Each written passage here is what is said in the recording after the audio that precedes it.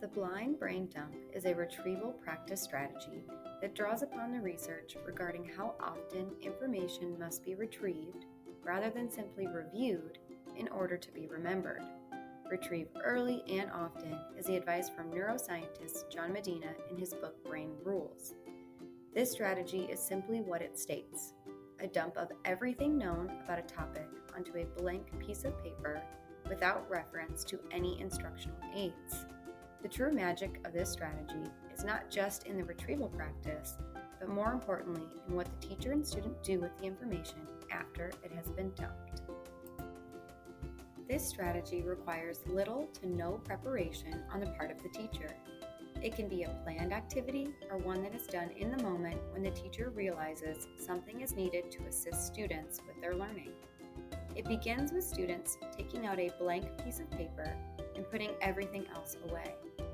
For younger students and students requiring differentiated support, the teacher can provide a list of words or sentence frames or a graphic organizer. Students who are not yet writers can draw pictures. Finally, students will need 3 different colored pens, and a timer should be visible for all students during the activity. The teacher begins by reminding students that this is not going to be graded. It is an opportunity to practice retrieving learning. The first step of this activity is to give students a set amount of time to individually write down or draw what they know about a learned concept. Encourage a combination of both words and pictures to activate multiple pathways in the brain.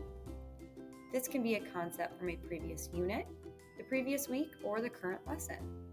They should stretch their brains and write or draw the entire amount of time given. 3 to 5 minutes is the suggested amount of time for this portion of the activity. When the timer runs out, students will collaborate with their peers. This can occur in a partner pairing or in a small table group of 4 students.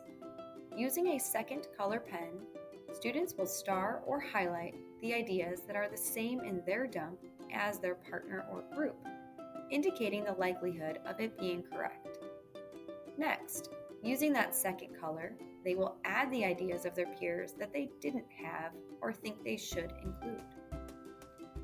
Finally, the students will consult the expert material, their notes, the textbook, the teacher, etc. Using the third color pen, they will star the concepts that were correct, cross out incorrect ideas, and write in the learning they forgot. Students should be encouraged to list the ideas that were in the third color. The teacher can then suggest that the students make a colorful picture, a mnemonic, a song, a text message, or other ideas to encourage additional pathways to that information that the student is still learning. The teacher can make this process as short or as long as it needs to be. It can be adjusted to include sentence frames or key vocabulary words and pictures, or it can be done routinely in the midst of a lesson when the teacher feels the students need practice retrieving new information. The research suggests that anything not retrieved at least 3 times in the first 2 hours of learning becomes learning lost. The goal is retrieval practice. However, equally as important in this process is the layered colors, which inform the teacher. This is an excellent opportunity to formatively assess student learning by walking around and observing and reading students' papers in order to make note of concepts they remember and common misconceptions. This should then inform the next steps the teacher takes in the lesson, whether mini reteach moments need to happen around a small set of topics or a full reteach is needed. The blind brain dump is a simple yet effective strategy for assisting students with learning retention. Beyond this, it teaches students an effective way to learn what they know and don't know to better inform future study practices, while also providing the teacher with valuable formative assessment data.